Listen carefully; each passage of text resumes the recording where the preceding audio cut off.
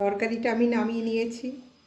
আমার অনুরোধ রইল এইভাবে একবার আপনারা রান্না করে খেয়ে দেখুন, আশা করি খুবই ভালো লাগবে। আর আমার এই ভিডিও যদি আপনাদের ভালো লেগে থাকে তাহলে আপনারা একটুখানি কমেন্ট করে জানাবেন আমার এই রান্নাগুলো আপনাদের কাছে কেমন লাগে।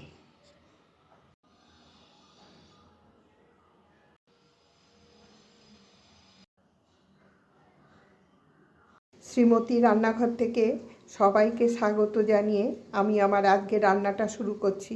আমি এখানে দুটো ওলকপি আর দুটো আলু নিয়েছি। এই আলু আর ওলকপি দিয়ে আমি একটা নিরামিষ সবজি রান্না করব। তোমরা সবাই ভিডিওটা প্রথম থেকে শেষ অবধি দেখো যে কম মশলায় আমি কিভাবে এই সবজিটা রান্না করি। এবার আমি সবজিটা কেটে ধুয়ে নেব। ওলকপি আর আলুটা আমি খুব ছোট ছোট করে কেটে নিয়েছি। এবার আমি এগুলো ধুয়ে নেব।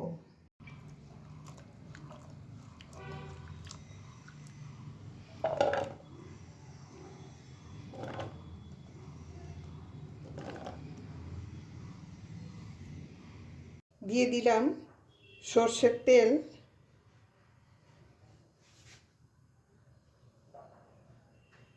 দু টুকরো দারচিনি, দুটো তেজপাতা আর দিয়ে দিলাম জিরে।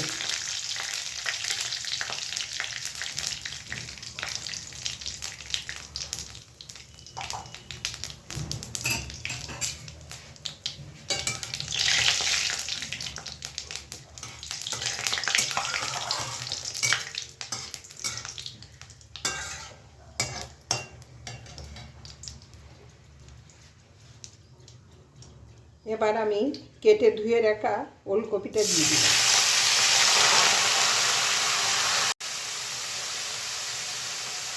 পরিমাণ মতো নুন দিয়ে দিলাম আর দিলাম হলুদ। এবার আমি খুব ভালো করে ভেজে নেব।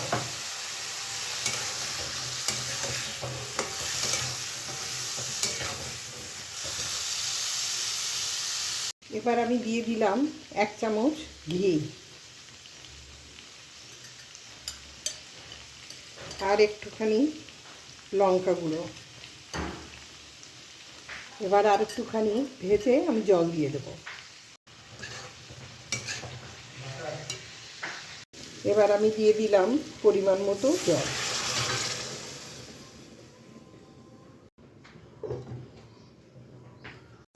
ওলকপিটা খুব ভালো সেদ্ধ হয়ে গেছে আর আলুগুলো ভেঙে আমি ঝোলটা একদম ঘন করে দিয়েছি। ঝোলটা এরকম একটু মাখা মাখা হবে। আমার রান্নাটা হয়ে গেছে, এবার আমি নামিয়ে নিচ্ছি।